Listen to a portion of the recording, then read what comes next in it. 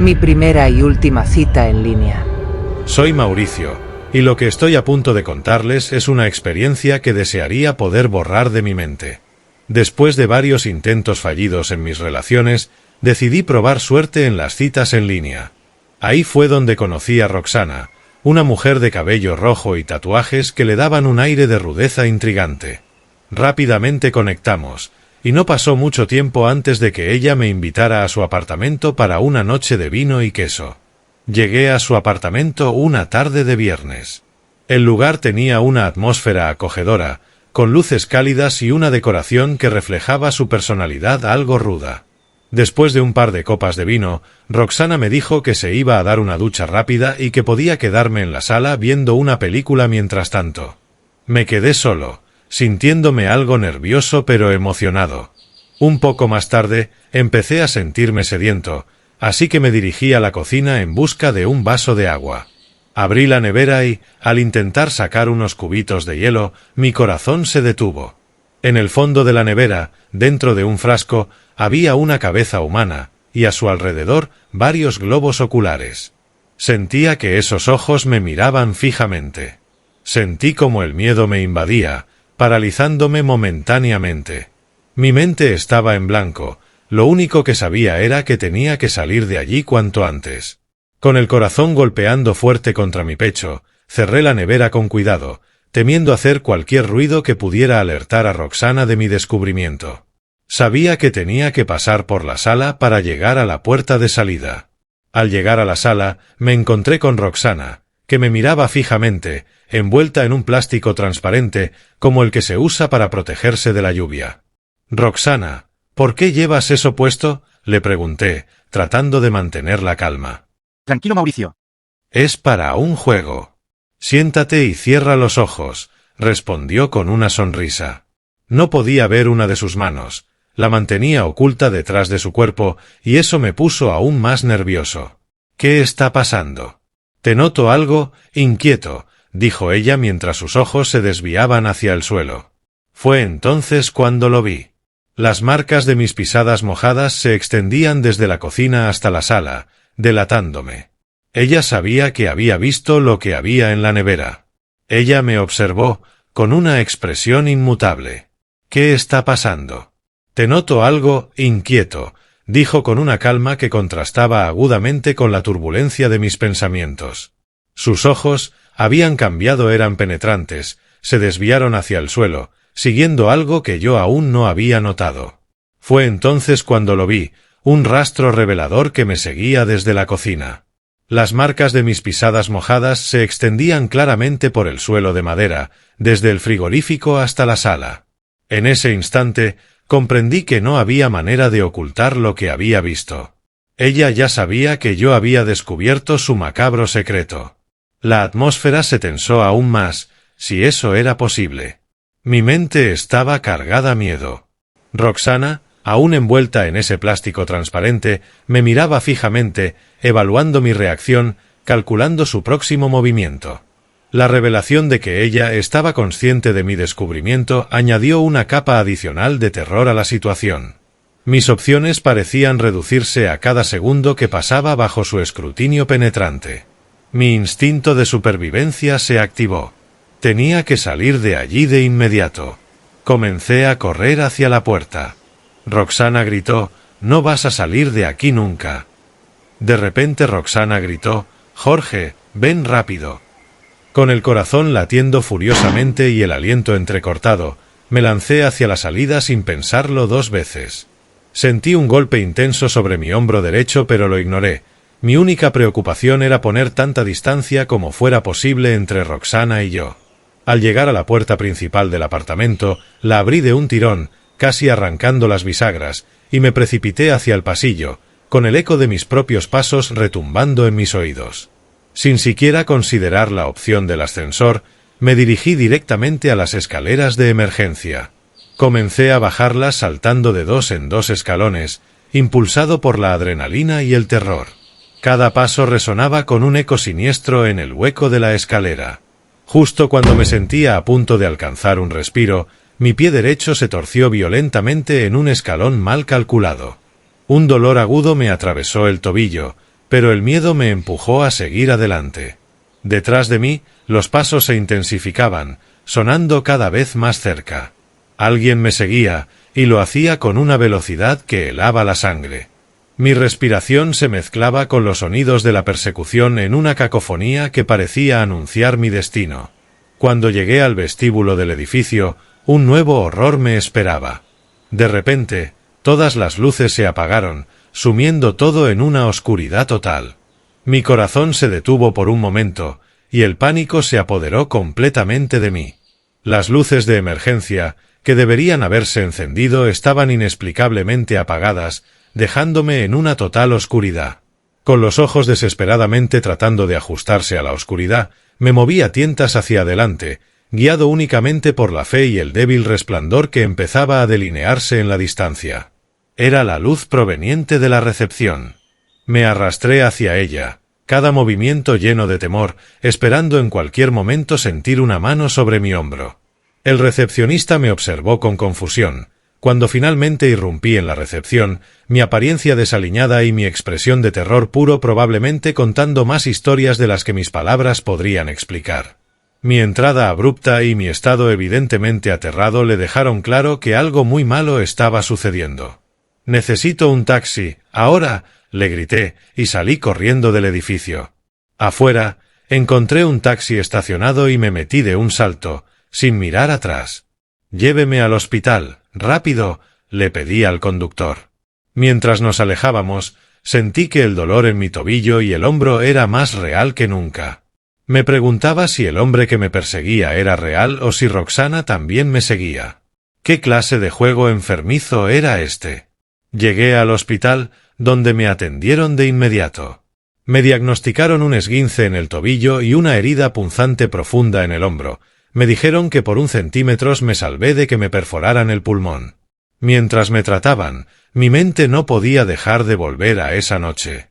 Me atormentaba la posibilidad de que el taxista hubiera sido parte del complot o que Roxana pudiera haberme seguido.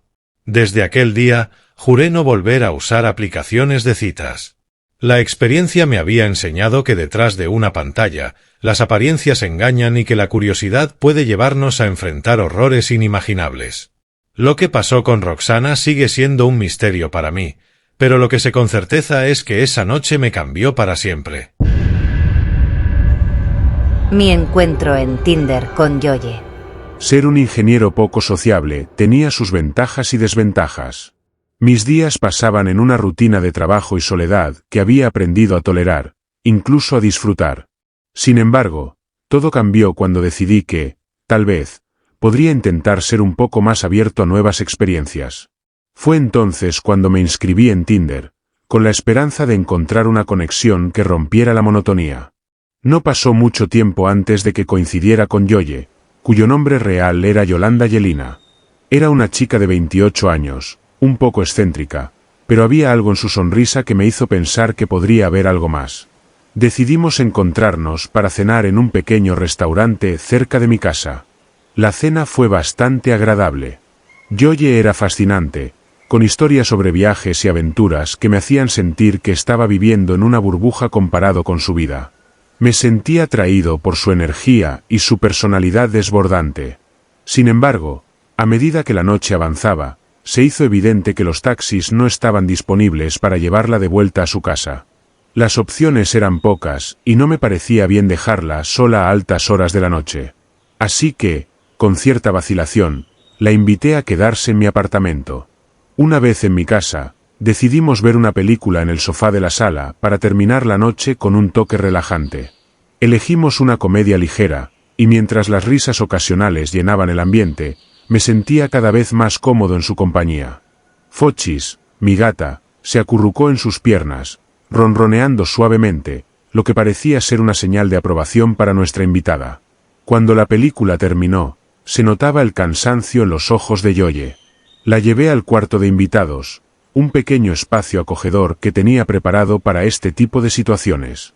Le ofrecí una toalla y algunas prendas de vestir cómodas que solía tener guardadas para visitas inesperadas. Nos despedimos en la puerta de su habitación con una sonrisa y un gesto de buena noche. Me dirigí a mi dormitorio, contento de haber podido actuar con el respeto y la caballerosidad que la situación requería. Cerré la puerta de mi habitación y me dejé caer en la cama, sintiendo que tal vez, solo tal vez, esta podría ser una buena oportunidad para abrirme un poco más al mundo. Eran cerca de las 3 de la mañana, cuando un ruido extraño y fuera de lugar me sacó abruptamente del sueño. Inicialmente, en ese estado borroso entre el sueño y la vigilia, no estaba seguro de haber oído algo real. Pero entonces, un sutil raspado seguido de un golpe sordo resonó una vez más desde la dirección de la cocina. Mi corazón comenzó a latir con fuerza, su ritmo acelerado resonando casi tan fuerte como el ruido que había perturbado la calma nocturna.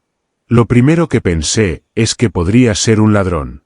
Con cautela, me levanté de la cama, mis pies tocaron el frío suelo de madera del dormitorio. Me quedé quieto un momento, escuchando.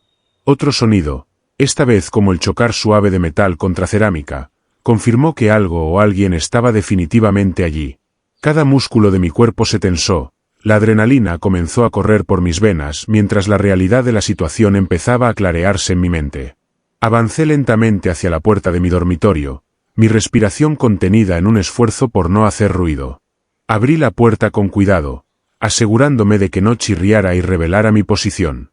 El pasillo estaba oscuro, iluminado solo por la tenue luz que se filtraba desde la cocina, donde la puerta estaba sospechosamente entreabierta. No recordaba haberla dejado así.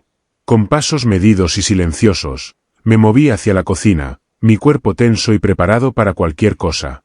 A medida que me acercaba, el ambiente se volvía más frío, y una sensación inexplicable de terror comenzó a apoderarse de mí.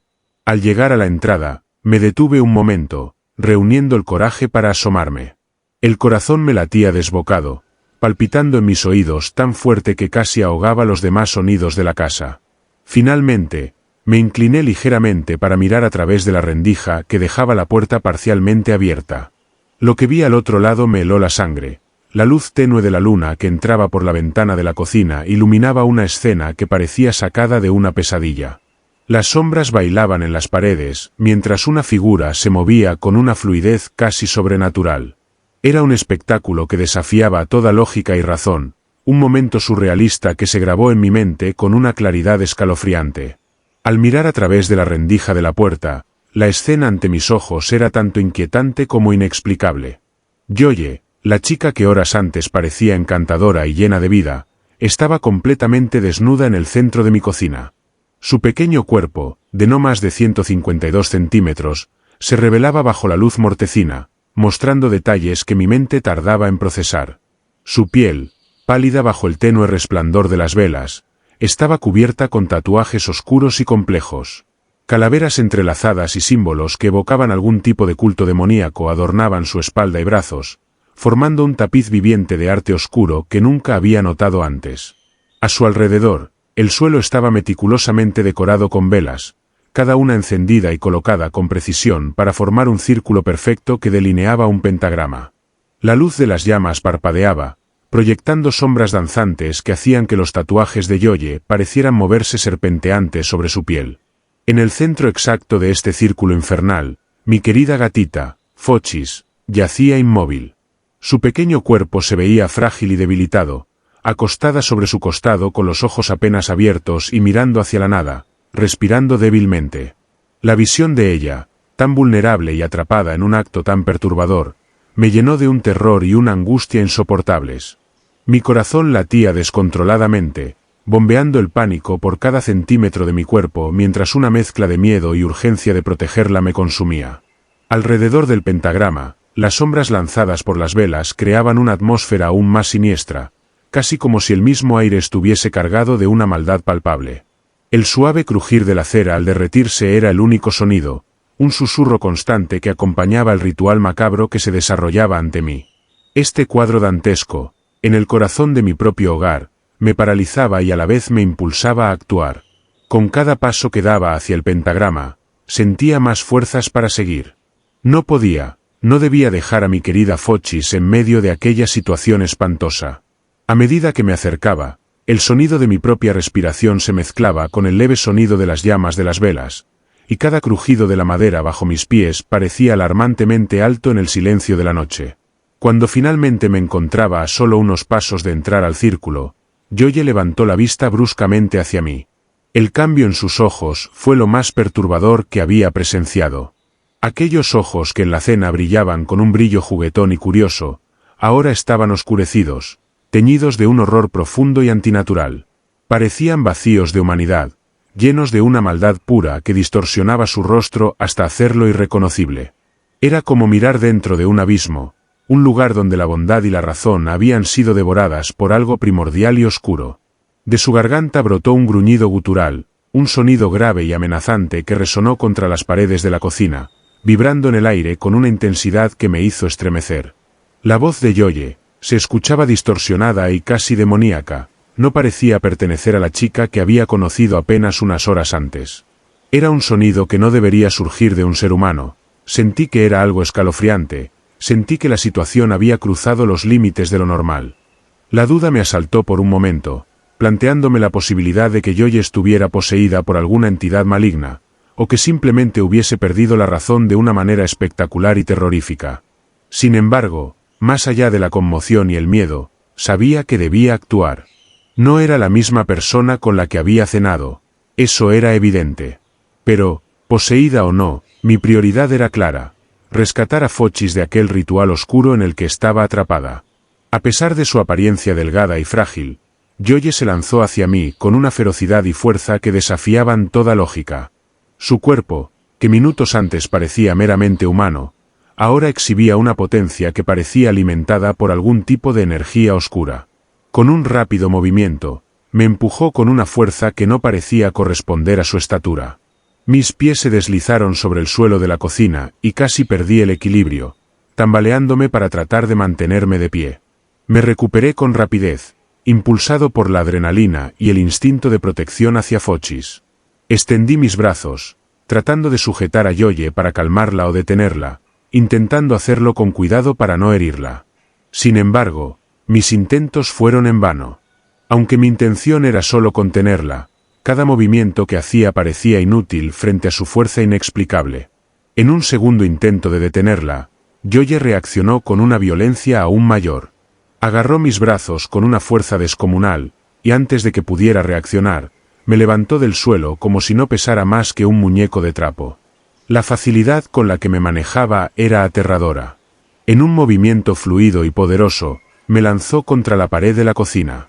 El impacto fue brutal, mi espalda golpeó contra el muro sólido, y mi cabeza siguió el movimiento, chocando con la pared con un golpe sordo que resonó en mis oídos. El dolor agudo en la cabeza fue instantáneo, una mezcla de punzadas y una presión abrumadora que oscureció mi visión. El mundo a mi alrededor comenzó a girar, y los bordes de mi campo visual se tiñeron de negro. Los sonidos de la cocina, el susurro de las llamas y el gruñido de Yoye se desvanecieron en un zumbido distante. Mis rodillas se debilitaron, y sentí como mi cuerpo se deslizaba lentamente hacia el suelo, incapaz de sostenerse. En esos últimos momentos de conciencia, la imagen de Fochis, aún vulnerable en el centro de aquel pentagrama, parpadeó ante mis ojos, y un sentimiento de fracaso se apoderó de mí justo antes de que todo se volviera completamente negro. La sensación de frío en mi piel fue lo primero que me devolvió a la conciencia. Abrí los ojos lentamente, sintiendo la dureza del suelo de la cocina bajo mí. Un momento de desorientación me envolvió mientras trataba de recordar cómo había acabado allí. Entonces, la memoria del ataque volvió a mí con una claridad escalofriante. Al mirar hacia abajo, me di cuenta de que estaba completamente desnudo, lo cual añadió una capa adicional de vulnerabilidad a la situación. Sobre mi pecho, pequeña y temblorosa, estaba Fochis, mi gata. Sus ojos estaban semiabiertos, y su respiración era débil pero constante. El alivio de verla viva inundó mi ser, aunque su estado frágil me llenó de preocupación. Con movimientos cuidadosos, tratando de no perturbarla más de lo necesario, me incorporé en el suelo frío de la cocina. El acto de levantarme fue laborioso, ya que cada músculo y articulación parecían estar bastante débiles. Mientras me levantaba, un escalofrío recorrió mi cuerpo, no solo por el aire frío sino también por el miedo y la confusión que aún dominaban mis pensamientos. Una vez de pie, observé la cocina. La escena era caótica. Parecía como si un tornado hubiera barrido el lugar. Los cajones estaban abiertos con utensilios esparcidos por todo el suelo, platos rotos yacen cerca del fregadero y el contenido de la nevera estaba desparramado por todas partes, evidenciando un saqueo frenético. La vela que una vez formó parte del pentagrama ahora era poco más que mechas quemadas y cera derretida. Miré hacia el reloj de la cocina, cuyas manecillas marcaban casi el mediodía. El tiempo parecía haber avanzado rápidamente, mientras yacía inconsciente. Yoye, la mujer que había traído tanto misterio y terror a mi hogar, había desaparecido sin dejar rastro, dejándome solo con más preguntas que respuestas. Sentí un alivio por estar vivo y que Fochis esté junto a mí, pero también sentía temor a lo desconocido. Con Fochis todavía en mis brazos, decidí que lo primero era asegurarme de que ella estuviera bien, y luego tendría que enfrentar el proceso de ordenar mi hogar y mi mente, intentando entender cómo y por qué había ocurrido todo esto. Al revisar las cámaras de seguridad, descubrí la aterradora verdad. A medida que las imágenes comenzaban a desplegarse en la pantalla, lo que vi confirmó mis peores temores y fue más allá de cualquier explicación racional que hubiera intentado formular en mi mente. La grabación mostraba a Yoye con una expresión seria y concentrada. Su comportamiento inicialmente normal cambió drásticamente en cuestión de segundos. Primero, capté el momento en que se acercó a Fochis, que se encontraba acurrucada en una esquina de la cocina. Con una mano, Yoye sostenía lo que parecía ser un pequeño trozo de comida, que le ofreció a mi gata. La ingenua Fochis, confiando en la aparente bondad de Yoye, lo aceptó y comió. Poco después, las imágenes mostraban cómo Fochis empezaba a tambalearse antes de caer suavemente al suelo, sumida en un sueño profundo provocado por lo que le había dado. Después de asegurarse de que Fochis estaba inconsciente, Yoye comenzó a transformar la cocina en un escenario de rituales nocturnos. Colocó velas en puntos estratégicos, formando un pentagrama meticulosamente organizado. Luego, con movimientos que sugerían una familiaridad inquietante con lo que estaba haciendo, se despojó de su ropa, revelando los tatuajes de calaveras y símbolos oscuros que cubrían gran parte de su cuerpo. Las cámaras capturaron cada movimiento suyo dentro del pentagrama. Comenzó a realizar una serie de gestos y movimientos que parecían parte de un ritual antiguo y oscuro. Su cuerpo se movía de formas que no parecían naturales, como si estuviera poseída por una fuerza más allá de lo mundano. Mi llegada a la cocina fue el próximo evento capturado por las cámaras. En el vídeo, se podía ver claramente cómo Yoye me confrontaba con una fuerza sobrehumana. A pesar de mi estatura y peso, me manipuló con una facilidad alarmante, lanzándome contra la pared. Después de que caí inconsciente, las cámaras grabaron cómo me arrastraba al centro del pentagrama, me desvestía y colocaba a Fochis, todavía dormida, encima de mi pecho. El acto final de Yoye fue tan perturbador como el resto. Se dirigió a la nevera y comenzó a consumir vorazmente toda la carne congelada que encontraba, devorándola con una rapidez y ferocidad animalesca. Una vez satisfecha, se vistió con calma y abandonó mi apartamento con una serenidad que contrastaba fuertemente con la violencia del ritual. Al terminar de ver las imágenes, me quedé paralizado, mirando fijamente la pantalla, sintiendo como una sensación de horror y desconcierto se apoderaba de cada fibra de mi ser. La realidad de lo que había ocurrido era tan bizarra y terrorífica que luchaba por procesarla. Las imágenes de las cámaras no solo habían captado un acto de violencia y misterio, sino que habían documentado un evento que desafiaba toda explicación lógica. Quedé profundamente perturbado, envuelto en un miedo que no podía describir. Esa misma noche, tomé la decisión de cerrar mi cuenta de Tinder, prometiéndome a mí mismo no volver a explorar esa ruta nunca más.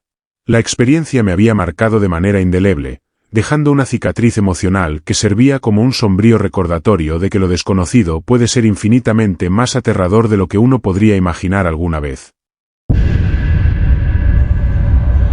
Perdí a mi madre por una cita en línea.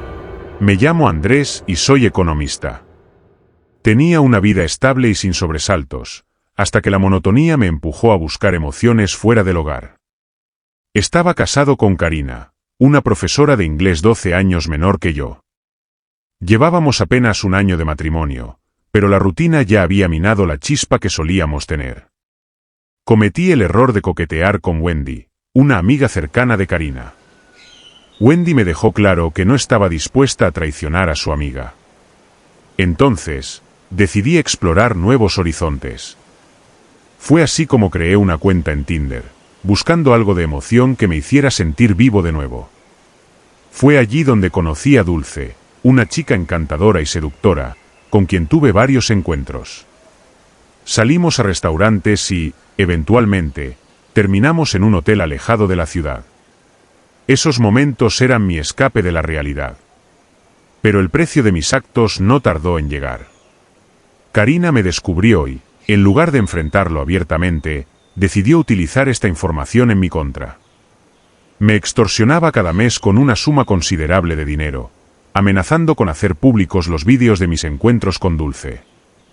Me encontraba en una posición delicada, ya que estaba postulando a un cargo público y cualquier escándalo podría arruinar mi reputación. Acepté la extorsión, sintiendo que de alguna forma debía pagar por el daño que le había causado. Pero con el tiempo, las demandas de Karina se volvieron insostenibles.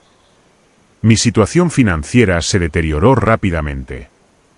Decidí que era momento de enfrentar la verdad y poner fin a esta situación.